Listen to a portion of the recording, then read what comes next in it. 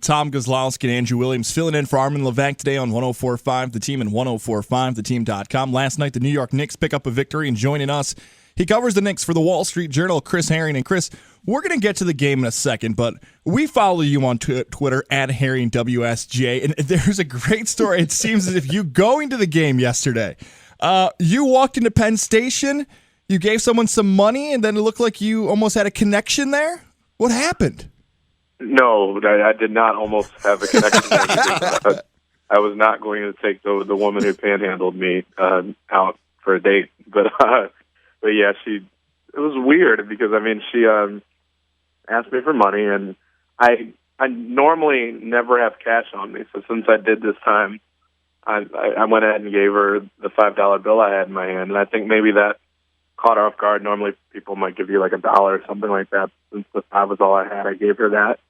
And she gave me this huge hug and said, "Thank you and bless your heart." And then asked me if I was single. And I didn't really know how to respond to that. But I just kind of said, "Have a nice day," and walked away. I figured it was more polite than explaining my marital status at that point. So for the ladies in the capital region, though, who may look a little better than what you were dealing with yesterday, are you single? I am. All right, but, there you go. I figured I didn't need to hurt her feelings at that point. Very good. Probably a smart idea. But all right, in a night last night with the Knicks honored the great Patrick Ewing. That's not what we're talking about today. It's all about Kristaps Porzingis. But how was the atmosphere last night? You were at the game. Sure. It was fun. Ewing has been back, obviously, a decent amount of times. Anytime they play the Hornets, he's on the bench, and they make it a point to show him on the Jumbotron and have fans applaud him. But it was a nice moment. That was one of the longer kind of tributes they've had to him.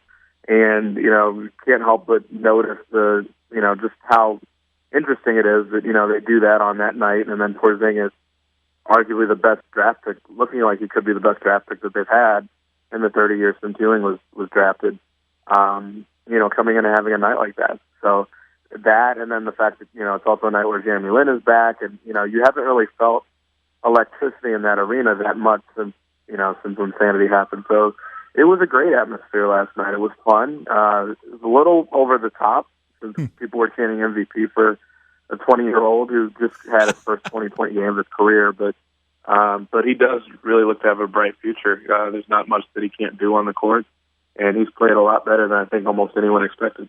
And you mentioned the MVP chance, maybe the greatest draft pick in the last 30 years. Are we going to look back on this night in November and think 3, 4, 5 months from now, this was the Porzingis breakout party where people said he could be a force in year one? I don't know. It's hard to tell because, he's kind of progressed so quickly. What's nice to see about him so far is that happened right after a game where he shot 4 out of 15 and didn't play well and, had to sit down the stretch. So it's nice that, it seems to have a really short memory, and that's kind of the way he speaks. He says, New York is interesting in the sense that one day they'll love you and the next, if you perform poorly, they'll hate you and they'll be really rude to you. So he seems to kind of have a short memory, which is probably best. But to your question about whether this will be the night that he really showed what he can do, it wouldn't shock me that if at some point later in the season he has another game like this, or maybe he does actually get 30 points or, have 20 rebounds in a game, because he actually had 27 and 10, like midway through the third. And so it was actually almost surprising that he didn't get to 30 at that point. Fisher obviously sat him during the stretch, which was really kind of a head scratcher, but he might exceed this at some point. We really don't know what the limit is for him. The Knicks take down the Hornets last night, 102-94, pushing their record to 6-6 on the year. And joining us, he was there last night. He covers the Knicks for the Wall Street Journal, Chris Herring. And Chris, I'm watching the game, and like you said, it's a shocker that when Fish sits him in the fourth, but are they just worried about, he's never played 82 games before. We know how grueling the NBA can be.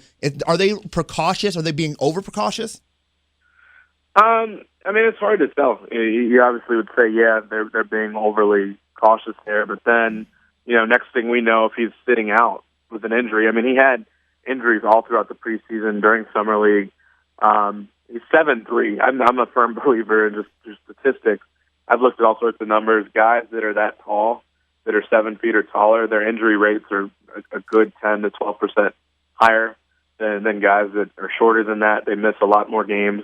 I don't think humans are made to be that tall for the most part. And that's part of why he's so interesting to watch, is that his skill set is so unique for someone his size. But that's even more of a reason to really be concerned about the injuries. So I don't want to get on Fisher too much for that, but if you're already going to commit to playing a guy 30 or 31 minutes, I'm not sure there's a huge difference between that and 33, and the fact that you sit him with 3 minutes left in a close game where you're not scoring without him on the floor just seemed really odd to me. But yeah, obviously you do have concerns about whether he might get injured if you play him too much.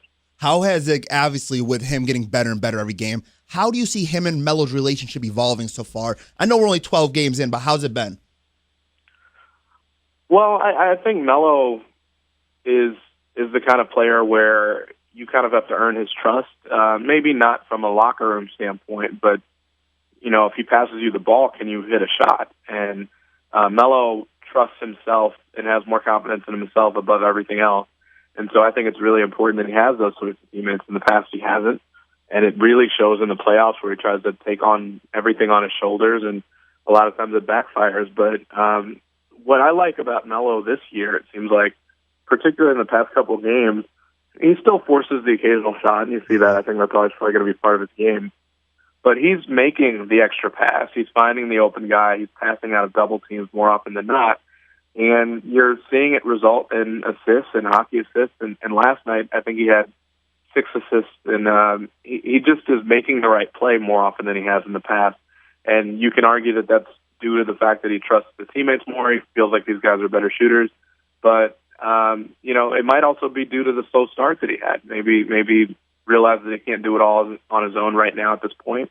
But he also looks like he has enough help to where he doesn't need to do it all on his own. So it's been nice to see he's been making the right play more often than not. We know going into the season that Melo had a lot of pressure in New York to have some success this season. But I look at Porzingis now and the effect he's having on this team, the performances he's having. He's set the bar a lot higher in this year than a lot of fans and experts thought he could. 3, 4, 5 months from now, are we going to look at Porzingis and if he has a few off games and think the pressure in New York is starting to get to him and fans are going to expect more and more out of this rookie in year one? I don't think so. I mean, I could be wrong, but I just think most rookies at some point hit what a lot of people refer to as a rookie wall. And Langston Galloway was someone that fans were really excited about, not to this extent, obviously. But, I feel like one thing I always get annoyed with, I think people always have these really lame nicknames for these things that we have to refer back to. So we have the Watergate, and so everything has the gate after it. And then after Lynn's sanity with Jeremy Lin, everybody refers to something as some sort of sanity. So people were referring last year to Langston Galloway as Lang sanity. And that was not nearly as interesting and fun as what we're seeing now with Porzingis. But, I mean, Galloway hit a wall. Tim Hardaway Jr. had a really good rookie season, and then he hit a wall. And I think that's just typical of players that are trying to figure out what it takes to play in the league every night from a physical standpoint, energy, opponents, and how they adjust to opponents, studying them on film and knowing how to adjust to them defensively. And so there are a lot of different factors, and I don't necessarily know that there will be a pressure sort of thing because, quite frankly, the pressure was already pretty high on him. People did not like the pick. A lot of people did not like the pick, and he kind of came in right away and I think changed a lot of people's minds, not even on how well he plays, but just on the way he plays. And the fact that he dives on the floor, the fact that he dunks on people, he's not afraid. And I think that, that's the perception that there is with a lot of European players, but he is not the average, usual European player. There's no doubt. We're all excited to keep seeing him play. But this Friday, Kevin Durant, the Thunder, play the Knicks. Is there going to be some recruiting going on? We'll see. I don't know if Durant is actually going to be able to play.